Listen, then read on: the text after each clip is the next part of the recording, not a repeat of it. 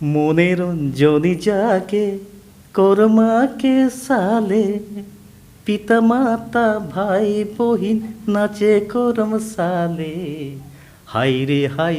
এমন সুন্দৰ কৰম নিদ উৰি যায় হাই ৰে ছাত্ৰ সন্থাটো যাতে এনেধৰণৰ এটা সংগঠন হয় যিটো অসমৰ প্ৰতিটো জনগোষ্ঠী জাতি জনগোষ্ঠী যাতে এই আদৰৰ হয় ই এটা চৌকী অনুষ্ঠান হৈ ৰয় প্ৰতিজন নেতৃত্বক যাতে চবেই সন্মান কৰে তেনেধৰণে আমাৰ উঠি অহা প্ৰজন্ম বা আমাৰ ছাত্ৰ সন্থাৰ প্ৰতিজন বিষয়বীয়ে যাতে খুব সুন্দৰকৈ কাম কৰে আৰু জাতিটোৰ কাৰণে যাতে তেওঁলোকে এটা ব্ৰতৰ দৰে আহি পেনি কাম কৰিব আৰু কাম কৰি জাতিটোক যাতে আগবঢ়াই লৈ যায় তেনেকুৱা মোৰ অনুভৱ আৰু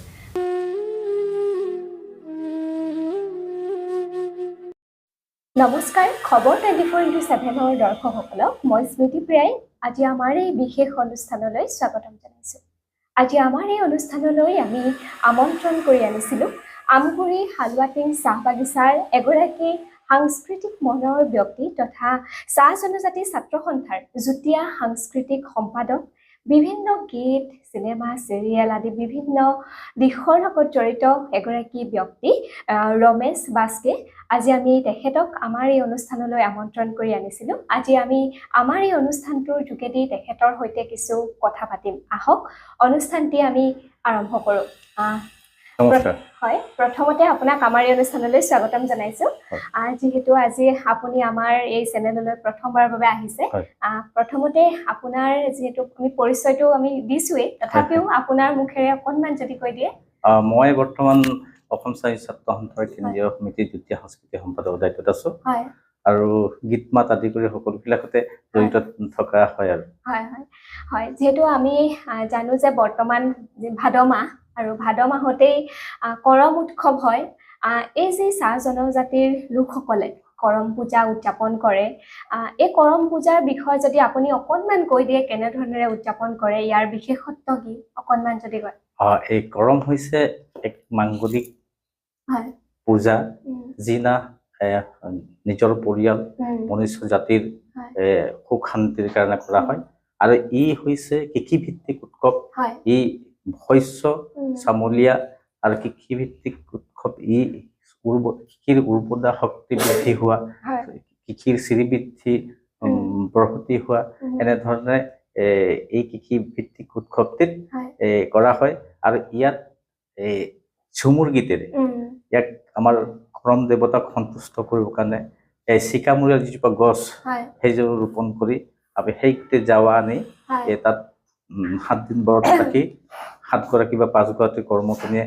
ব্ৰত ৰাখি যাৱা আনি কৰমডাল স্থাপন কৰি তাত কৰম দেৱতাক সন্তুষ্ট কৰিবৰ কাৰণে তেওঁলোকে ব্ৰতত থাকি পূজা অৰ্চনা কৰা হয় তাত এই কৃষি ভিত্তিক উৎসৱ তাত যিটো আমাৰ যাৱা বুলি কয় তাত ধান মাহ জহ বুট মগুৰ আদি কৰি কৃষক পৰ্যন্ত তাত মানে দিয়া হয় 7বিধমান তাত বীজ দিয়া হয় যি বীজে 7 দিন ব্ৰত ৰাখি যি ৰখা হয় তাত অংকুৰিত হয় আৰু সেইটোকে সুন্দৰকৈ পালন কৰে উপাবাসে থাকে আমাৰ কৰ্মচাৰীসকলে আৰু খুব ভক্তি ভাৱনা কৰ্মচাৰীসকলৰ ভক্তি ভাৱটো হৈছে তেওঁলোকৰ নিজৰ কৰম কৈছে আপন কৰম বাহিৰক ধৰম মানে তেওঁ কৰ্ম কৰে আৰু বাহিৰৰ মংগলৰ কাৰণে কামনা কৰে তেনেধৰণে ইয়াত যি কৰম পূজা আৰম্ভ হয় সেই কৰম পূজাত এটা কাহিনী আমাৰ কয় যি কাহিনী গোটেই কথাবিলাক কৰমৰ যিটো বন্দনা সেই কাহিনী পাঠকে কয় এই পাঠকে গোটেই কৰ্মত পূজা কৰাৰ পিছতহে পাঠকে এইটো পাঠ কৰে তাৰ পিছত গীত নৃত্য আৰম্ভ হয় যেহেতু আমি কৰম পূজাত ঝুমুৰ নৃত্য গোটেই ৰাতি নাচি থাকে সকলোৱে মিলি আনন্দ উল্লাস কৰে আৰু এই যি উৎসৱ আপোনালোকে অনুষ্ঠিত কৰে এই বৰ্ষও যিহেতু এবাৰ ভাদ মাহতে আপোনালোকে অনুষ্ঠিত কৰিব আপোনালোকৰ এইবাৰ প্ৰস্তুতি কেনেকুৱা হৈছে প্ৰস্তুতি খুব ভাল আমাৰ আখৰাও চলি আছে আমি বহু মানে অহা 3 ছেপ্টেম্বৰত কৰম পূজা শুক্ল একাদশী তিথি সেইদিনাখন আমি গোটেই দিনজোৰা কাৰ্যসূচী আদি কৰি ৰাতিলে আমাৰ কৰমডাল স্থাপন কৰা হ'ব তাৰপিছত গীত নৃত্য হ'ব খুব উল্লাসৰে আমি উদযাপন কৰিবৰ কাৰণে সাজু হৈছোঁ হয়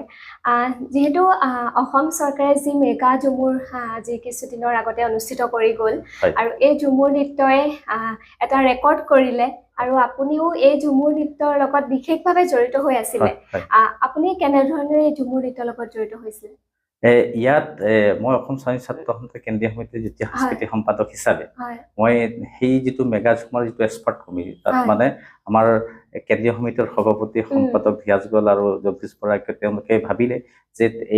এই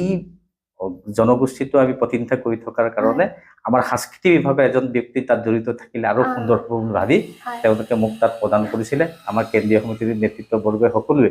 আৰু তাত মই সুচাৰুৰূপে এই সাংস্কৃতিক বিভাগৰ কামবিলাক তাত কৰিবৰ কাৰণে সুযোগ পাইছিলোঁ আৰু খুব মনোপুতি কাম কৰিছিলোঁ আৰু আমি সফলো হ'লোঁ তাৰ কাৰণে অলপ গৌৰৱো কৰোঁ ভাল লাগিলে অসমক আমি নতুন বস্তু এটা বা ভাৰতবৰ্ষৰ নতুন বস্তু এটা দেখা পাইলোঁ হয় আৰু ইমান ধুনীয়া হৈছিলে ঝুমুৰ নৃত্যটো আৰু ইমান মানে এটা মানে ডিচিপ্লিনত ইমান সুন্দৰকৈ আৰু যিসকল বিশেষভাৱে প্ৰশিক্ষক যিসকলে ইমান কষ্ট কৰিছিলে তেওঁলোকৰো যথেষ্ট কষ্ট কৰি এই ঝুমুৰ নৃত্যতে আমাক গোটেই বিশ্বকে দেখুৱাবলৈ আচলতে সক্ষম হ'ল যিহেতু ঝুমুৰৰ কথা পাতিছোৱে আমি জানো আপুনি গীত লিখে গীত গায় আপুনি ঝুমুৰ অকণমান গাই দিব নেকি ঝুমুৰ গীত মই গাদুৱাৰী গাম গানৰ গীত এটাই গাব খুজিছো নিজৰ মনে ৰঞ্জনী যাকে কৰ্মাকে চালে পিতা মাতা ভাই বহিন নাচে করম সালে হাই রে হাই এমন সুন্দর করম নিদ উড়ি যায় হাই রে হাই এমন সুন্দর করম নিদ উড়ি যায়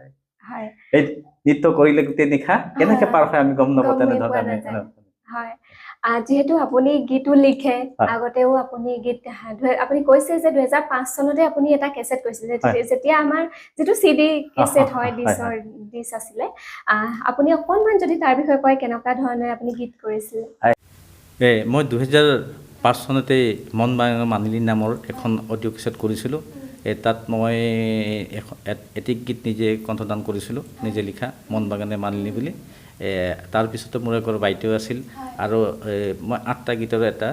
তেতিয়া ভিচিডি আছিলে ভিচিডি মানে কৰিছিলোঁ আৰু সেই সময়ত মানে বহু পইচাৰ অভাৱ আছিলে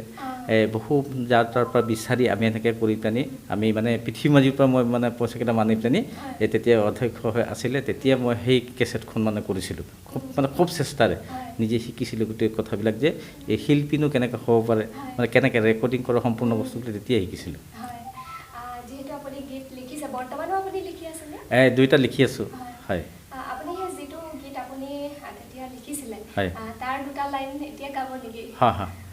মই সেই গীতটো মানে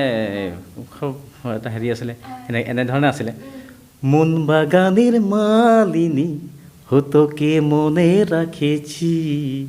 সময় পাইলে বাতাই দিব তোহে লাগি মোর দিলের রানী कैसे बताबो মই कैसे सुनाबो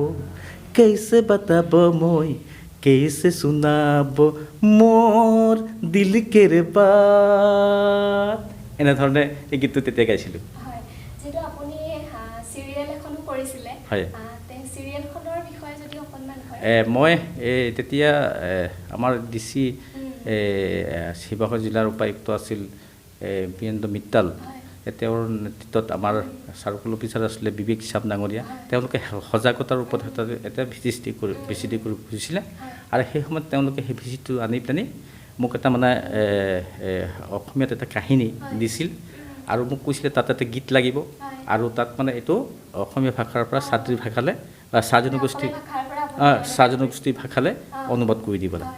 তাৰপাছতে মোক দিলে আমি আৰু কামততো সেইবিলাক ইমান ভাল নহয় দিয়াৰ পিছত মই আধাটো অনুবাদ কৰি থৈ দিলোঁ যেতিয়া ডাইৰেক্টৰ মহোদয় আহিলে পৰিচালক আহিলে তাৰপিছতে মোক বিচাৰিলে স্ক্ৰিপ্টটো মই দিলোঁ আধাটো দিয়াৰ পিছত মোক মানে এনেকুৱা ধমকি লগালে সেইদিনাৰ পৰা কাম কৰিব ডিচিপ্লিন শিকিছোঁ কৈছোঁ মইতো আপোনাক আধা স্ক্ৰিপ্ট দিয়া নাছিলোঁ আপুনি আধা স্ক্ৰিপ্ট মোক কিয় দিব তেতিয়া মই নিশাৰ ভিতৰত দুখো পাইছোঁ মনত বহুত নিশাৰ ভিতৰত মই আকৌ স্ক্ৰিপ্টটো সম্পূৰ্ণ কৰি তেওঁক দিবৰ কাৰণে সক্ষম হৈছোঁ হয় পৰিৱৰ্তন আছিলে এতিয়া আমাৰ ইউটিউবত এতিয়াও পাব বাগানীয়া চিৰিয়েল পৰিৱৰ্তন বুলি মাৰিলে এতিয়াও পাব হয় খুব জনপ্ৰিয় হৈছিলে প্ৰতি বাগিচাবিলাকত মানে শ্ব'ৰ আগত বাগিচা চিনেমাবিলাক হয় তেতিয়া শ্ব'ৰ আগতে সেইটো প্ৰদৰ্শন কৰাৰ পিছতে বাকী চিনেমাবিলাক আৰম্ভ হৈছিলে আমি জানো যে আপুনি জড়িত হৈ আছে আপুনি যিবিলাক বিহু আচলতে উদযাপন কৰা হয় গুৰিতেই হওক তাৰ যিবিলাক সমিতি তাৰ লগতো আপুনি ওতঃপ্ৰোতভাৱে জড়িত বিহুৰ লগত আপুনি কেতিয়াৰ পৰা জড়িত হৈছিলে বিহু মই সৰুৰ পৰাই জড়িত মই কি আমাৰ ওচৰতে গাঁওখন আছিলে সেই গাঁওখনলৈ মই আগতে সৰুতে মোক মানে তাত মানে তেওঁলোকৰ আমাৰ বিহু আগতে আমাৰ আমি সৰু ল'ৰাবিলাকে বিহু গাওঁ যি বছৰ আমাৰ ল'ৰাবিলাকে নাগায় তেতিয়া মোক কিন্তু তেওঁলোকে লৈ যায় বিহু গাবৰ কাৰণে আমাৰ নপাম চুক বুলি কয় নপাম চুকলৈ মোক লৈ যায় বিহু গাওঁ একেলগে সেই তেতিয়াৰ পৰাই বিহুৰ লগত মই জড়িত নাই এই প্ৰথমে প্ৰণামো আই সৰস্বতী ঐ দ্বিতীয় প্ৰণামো হৰি ঐ তৃতীয় প্ৰণামো গাঁৱৰ বুঢ়া মাথা ধৰি যাওঁ নামৰৈ গুৰি তেতিয়া ভাল লাগে নল বিৰিণাৰ পাত ব্ৰহ্মপুত্ৰ ঢালিছে ঝালিছে বগাকৈ বগলী জানৈ আকাশত উৰিছে আহিছে বহাগী আই মাকৰ ঘৰলৈ বৰদৈচিলা হৈ গছে বনে ফলে ফুলে যাবগৈ ধৰণী ধুনীয়া কৰি থৈ সেই মোৰ খুব জনপ্ৰিয় গীত আছিলে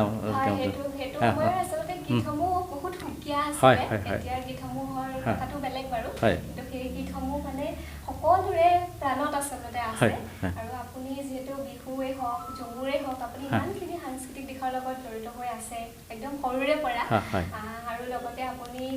বিভিন্ন চাহ জনজাতি ছাত্ৰ সন্থাৰ লগতো জড়িত হৈ আছে যিহেতু আপুনি এগৰাকী যুটীয়া সম্পাদকৰ দায়িত্বত আছে এই যে আচলতে সংগঠনৰ কথা যদি কওঁ আপুনি যিহেতু চাহ জনজাতি ছাত্ৰ সন্থাৰ লগত জড়িত হৈ আছে আমি সততে আমি সংগঠনৰ কথা যদি ক'বলৈ যাওঁ কেতিয়াবা সংগঠনৰ কিন্তু বদনামো শুনা যায় কিন্তু আপোনালোকে আচলতে এই চাহ জনজাতি ছাত্ৰ সন্থাৰ লগত জড়িত হৈ কেনেধৰণে এই ছাত্ৰ সন্থাৰ তৰফৰ পৰা কাম কৰি আছে বা আপোনালোকে ছাত্ৰ ছাত্ৰীসকলক লৈ আপোনালোকৰ কিবা আশা আছে আমিতো চাৰি ছাত্ৰ সন্থাৰ দায়িত্বত থকাৰ যি গুৰু দায়িত্ব আমি লৈছোঁ এটা জনগোষ্ঠীৰ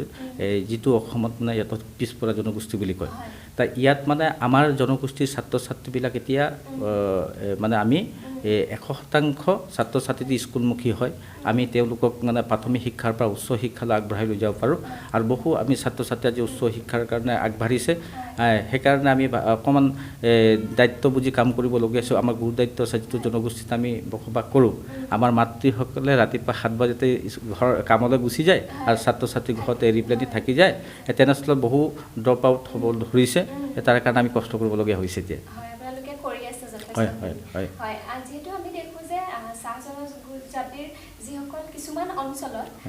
বহু ঠাইত এনেকুৱা হয় যে মাদক দ্ৰব্য প্ৰচলনো কিছু ঠাইত বৃদ্ধি হয় এনেকুৱা নহয় যে কেৱল চাহ জনজাতি অঞ্চলতেই হয় আমি মাদক দ্ৰব্য প্ৰচলন বৰ্তমান সময়ত বিশেষকৈ আমাৰ যুৱ প্ৰজন্মৰ মাজত বেছিকৈ বৃদ্ধি হোৱা দেখিবলৈ পাইছোঁ ড্ৰাগছ লৈছে সৰু সৰু ল'ৰা ছোৱালী এই ক্ষেত্ৰত আপুনি কি ক'ব মাদক দ্ৰব্য কথাটো এনেকুৱা হৈ গ'ল এতিয়া এই চৰকাৰবিলাকে যি ধৰণে মাদক দ্ৰব্যৰ যিবিলাক দোকান খুব মানে আমাৰ বাগিচাই হওক বা গাঁও অঞ্চলৰ কাষে কাষে মদৰ দোকানবিলাক হৈছে আৰু সেই অনুসাৰে আমাৰ যেতিয়া ওচৰতে যিকোনো এটা বস্তু পায় আনন্দ কৰিবৰ কাৰণে এই মদ বোলা বস্তুটো মাদক দ্ৰব্য বস্তুটোক মানে আনন্দৰ বাবে খায় আৰু দুখৰ সময়ত খায় গতিকে এতিয়া দেখোঁ মানে প্ৰতিটো সময়তে ব্যৱহাৰ বা যিকোনো এটা অনুষ্ঠান হ'লে মানে এইটো মানে কিছু আজিকালি ফেশ্বনত পৰিণত হৈছে আজিকালি স্কুলৰ ভাল ৰিজাল্ট কৰিলেও আমাৰ ল'ৰা ছোৱালীবিলাকে কিছুমানে এই তেনেকুৱা ধৰণৰ বস্তুবিলাকক মানে লৈ পেলাই ড্ৰাগছ ল'বলৈ কথাটো হ'ল যেতিয়া ওচৰতে যিটো বস্তু পায় সেইটোকে মানে টেষ্ট কৰিব বিচাৰোঁতেই সেইবিলাক মানে আৰু টেষ্ট কৰাৰ পিছতে লাহে লাহে গৈ পেলাই সেইবিলাক মানে অভ্যাসত পৰিণত হয় গতিকে এইবিলাক এটা জঘন্য ড্ৰাগছ হৈছে জঘন্য এটা বস্তু যাতে আমিও ক'ম যে ইয়াৰ পৰা মদ জাতীয় দ্ৰব্য বা ড্ৰাগছৰ পৰা আঁতৰত থকা সকলোৱে পৰিয়ালবিলাক হয় আমি আপোনাৰ পৰা আজি বহুখিনি কথা পাতিছোঁ আমি আপোনাৰ লগত কথা পাতি গম পাইছোঁ যে আপুনি এগৰাকী খুব আচলতে আপোনাৰ বহুখিনি প্ৰতিভা সোমাই আছে আপোনাৰ ভিতৰত আমি আশা কৰিছোঁ আপুনি আমাৰ যিসকল উঠি আহিছে বিশেষভাৱে প্ৰজন্মটোক আগুৱাই লৈ যাব আপোনালোকৰ চাহ জনজাতিৰ যিসকল ল'ৰা ছোৱালী আছে তেওঁলোককো আপুনি বাট দেখুৱাব আমি আশা কৰিছোঁ যিহেতু আমি কথা পাতিছোঁ চাহ জনজাতি ছাত্ৰ সন্থাৰ বিষয়ে আপুনি আচলতে চাহ জনজাতি ছাত্ৰ সন্থাক আগন্তুক দিনত বা ভৱিষ্যতলৈ আপুনি কেনেকুৱা ৰূপত চাবলৈ বিচাৰে মই চাৰি ছাত্ৰ সন্থাটো যাতে এনেধৰণৰ এটা সংগঠন হয় যিটো অসমৰ প্ৰতিটো জনগোষ্ঠী জাতি জনগোষ্ঠী যাতে এই আদৰৰ হয় ই এটা চৌকী অনুষ্ঠান হৈ ৰয় প্ৰতিজন নেতৃত্বক যাতে চবেই সন্মান কৰে তেনেধৰণে আমাৰ উঠি অহা প্ৰজন্ম বা আমাৰ চাৰি ছাত্ৰ সন্থাৰ প্ৰতিজন বিষয়বীয়ে যাতে খুব সুন্দৰকৈ কাম কৰে আৰু জাতিটোৰ কাৰণে যাতে তেওঁলোকে এটা ব্ৰতৰ দৰে আহি পেনি কাম কৰিব কাম কৰি জাতিটোক যাতে আগবঢ়াই লৈ যায় তেনেকুৱা মোৰ অনুভৱ আছে হয় আৰু যিখিনি আচলতে আপোনালোকৰ যিখন গামোচা আপুনি যিহেতু গামোচাখন ইয়ালৈ আনে গামোচাখনৰ বিষয়ে অকণমান ক'ব গামোচাখনৰ বিষয়টো চাৰি ছাত্ৰ সন্থাৰ যিখন গামোচা এই গামোচাটো বৰ্তমান যে চাহ জনগোষ্ঠী গামোচাৰ ওপৰত মানে প্ৰচলিত হৈছে ইয়াত অসম চাৰি ছাত্ৰ সন্থা কেন্দ্ৰীয় সমিতিৰ সভাপতি তেওঁৰ নেতৃত্বতে ডিজাইন হৈছিল আৰু তেওঁ ক'লে মই যেতিয়া সাংস্কৃতিক সম্পাদকৰ দায়িত্ব পাইছিলো তেতিয়া মোক ক'লে বোলে মই তেওঁক কৈছিলো যে গামোচাখন আমাৰ প্ৰয়োজন আছে সব জনগোষ্ঠীৰ গামোচা আমাৰ নাই তেতিয়া ক'লে মই এটা ডিজাইন বনাই থৈছো তুমি যদি পাৰা এইটো কৰা এতিয়া মই লগালগেই তেওঁক কথা দিলো যে এই গামোচাখন মই কৰিম তাৰপিছতে তাৰ ডিজাইন কৰিলো ডিজাইন কৰি পেলাই আমাৰ কাৰ্যনিৰ্বাহকক মানে এইটো দেখুৱাই পেলাই তাত কাৰ্যনিৰ্বাহকৰ সিদ্ধান্ত হ'লে এইটো গামোচা আমি কৰিব পাৰো আৰু সকলো কেন্দ্ৰীয় সমিতিৰ সভাপতি আৰু কেন্দ্ৰীয় সতীৰ্থসকল সকলোকে ধন্যবাদ জনাওঁ মোৰ নেতৃত্বত বৰ্তমান এই গামোচাখন প্ৰচলিত হৈ আছে আপোনাৰ নেতৃত্বতে গামোচাখন ইয়ালৈ আহিছে হয় আৰু এয়া সঁচাকৈ এটা ভাল কথা আচলতে লগতে আৰু এটা কথা